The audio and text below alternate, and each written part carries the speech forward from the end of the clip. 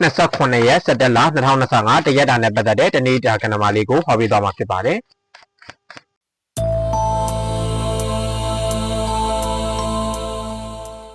အခြေရေးကံကောင်းလိမ့်မယ်။အခြေအနေတစ်ခုမှာအဟံတားဖြစ်နေတဲ့ဆက်ဆံရေးတွေအခြေရေးတွေအတွက်အဖြေရှာတွေ့လိမ့်မယ်။ကျမ်းမာရေးအញ្ញမ်းရှိနေတဲ့သူတွေပြန်လည်ကျမ်းမာလာလိမ့်မယ်။တက်တက်ကြွကြွရှိမယ်။အများရဲ့ကောင်းကြီးပေးမှုကိုခံရမယ်။ဘာလို့လို့အဆင်ပြေနေမယ်။ကိုလှုပ်ဆောင်နေတဲ့ကိစ္စတွေအောင်မြင်မှုရလိမ့်မယ်။